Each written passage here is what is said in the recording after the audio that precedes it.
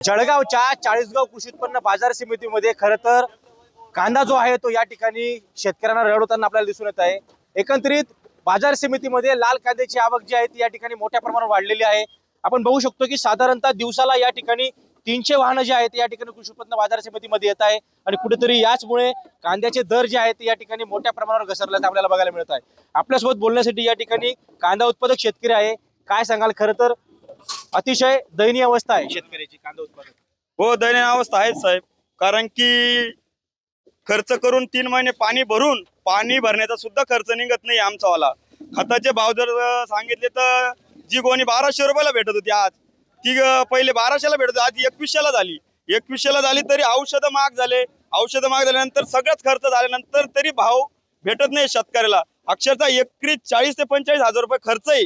काढणं गाडी भाडं तर वेगळंच झालं तरी शेतकऱ्याला 40-45 हजार रुपये खर्च करून तेवढे पण पैसे निघत नाहीये। रोजंदारी तर निघतच नाहीये। अक्षरशः शेतकऱ्याला असा पर्यायच नाही उरलेला आहे। शेतकऱ्याला एकच पर्याय, शेवट आत्महत्या करणे हाच शेवट शेतकऱ्याचा पर्याय आहे। किती एकर कांदा आपण या ठिकाणी आणला? मी आतापर्यंत 1 एकर कांदा आणलेला होता। खर्च जाऊन फक्त मला 1000 ते 500 रुपये म्हणजे घरातून टाकणे शेतीला, गाडी भाडं सुद्धा घरातून देणे। आता जर पहिले पण जर खर्च काढला उळं टाकण्यापासून अक्षरशः 1 किलो उळ्याचे पैसे आम्ही 2500 रुपये दिलेले होते। तर ते एवढे म्हणजे किलोला 2500 रुपये त्यांच्या उळ्याला भाव आहे आणि आमच्या क्विंटलला 500 रुपये भाव आहे। मग याच्यात समान किती आहे? काय मागणी असेल शासनाकडे काय मागणी असेल? शासनाने आम्हाला, मी सांगतो, आम्हाला फक्त मान्य काहीच नाही, आम्हाला फक्त भाव दिला पाहिजे।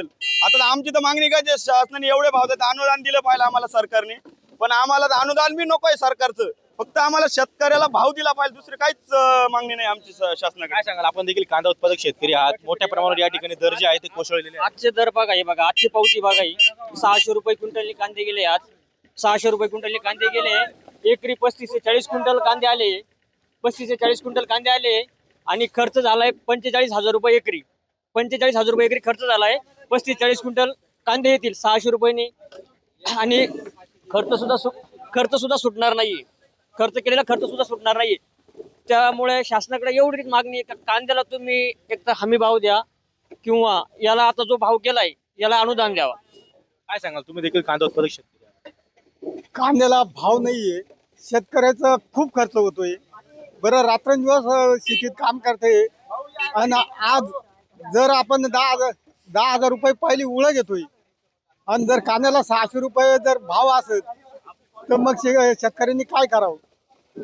एक तर शेती बंद केली तरी म्हणजे अडचण नाहीये, कारण रात्रंदिवस काम करून सुद्धा शेतीला मालाला भाव नाही। आपण बघू शकतो की या ठिकाणी शेतकऱ्यांच्या भावना ज्या आहेत ते अतिशय तीव्र आहेत।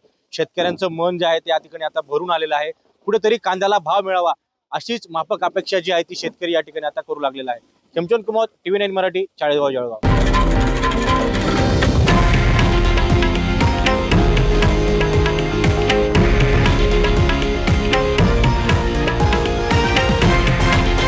हे आहे देशातील नंबर 1 न्यूज नेटवर्क आणि आपण पाहत आहात TV9 मराठी, एकमेव।